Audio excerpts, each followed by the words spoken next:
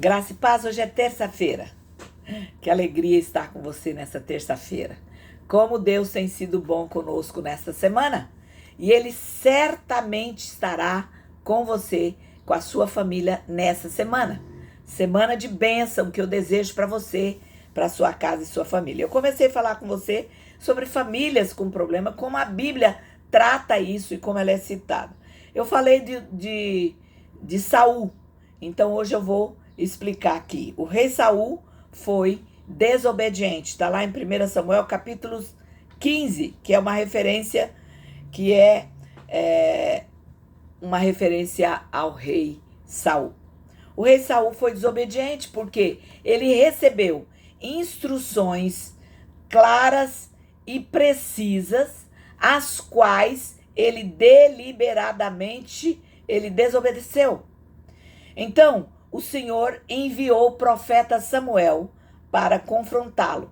E nós podemos ler isso lá em 1 Samuel capítulo 15, 22 a 23, que diz: Porém, Samuel disse: Tens porventura o Senhor tanto prazer em holocaustos e sacrifício, quantos em que obedeça a sua palavra? Eis que o obedecer é melhor do que sacrificar, e o atender melhor que a gordura de carneiros, porque a rebelião é como feitiçaria, e a obstinação é como idolatria e culto a ídolos do lar. Visto que rejeitaste a palavra do Senhor, ele também te rejeitou a ti, para que não sejas rei. Então, diante disso, nós precisamos refletir sobre como Deus vê a rebelião. Ele a coloca na mesma esfera do demonismo. A obstinação, ele compara à idolatria. Então, o Senhor destronou Saul por sua desobediência. Podemos ter certeza de que se Deus agiu assim com o seu ungido, jamais vai ignorar a rebelião de filhos contra seus pais. Se Deus não tolerou Saul, ele não vai tolerar filhos rebeldes, filhos que são rebeldes aos seus pais. Eu acho necessário fazer uma ressalva aqui, que rebelião não pode ser confundida com o processo de crescimento de um adolescente que está buscando sua independência e sua identidade.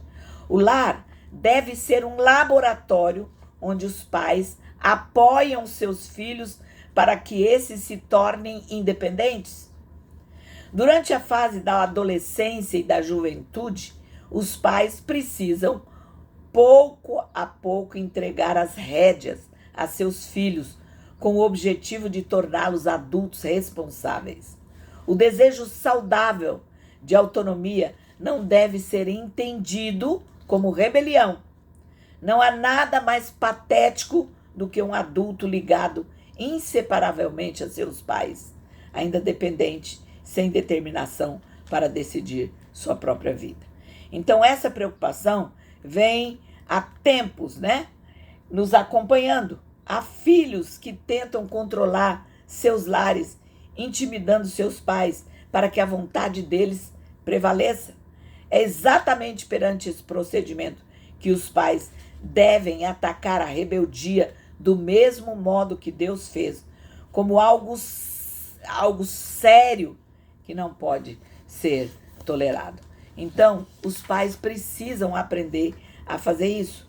Tenho aconselhado pais frustrados, desapontados, desesperados, temerosos, porque convivem com a ameaça de um filho revoltado que vive sobre o mesmo teto. E cotidianamente, ao levantar pela manhã, eles se deparam com essa incógnita de como será o dia por causa de ter um filho rebelde dentro de casa. Não sabem o que esperar quando o filho volta da aula, se ele vai estar, aliás, se ele estiver frequentando, Vivem com medo, intimidados, totalmente dominados por uma criança ou adolescente cujo comportamento é totalmente fora do controle. Isso jamais é admissível. Então, a palavra instrui de que você precisa educar, que que você precisa ensinar, para que você não viva refém da rebeldia do seu filho. Então os lares de hoje precisam estar preparados para enfrentar, os pais precisam estarem preparados para enfrentar as dificuldades do dia a dia. Então, como Saul foi totalmente rejeitado por causa da sua rebeldia, Deus também rejeita filhos rebeldes que desobedecem os pais. E os pais precisam ter energia, sabedoria do Espírito para lidar com sua família. E eu quero orar por sua família nessa manhã.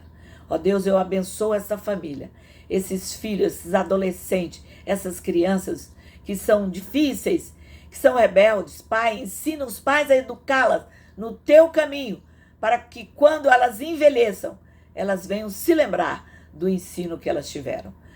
Dê autoridade para esses pais, ensina esses pais a trabalharem com seus filhos. Eu sei que o Senhor vai fazer isso, em nome de Jesus.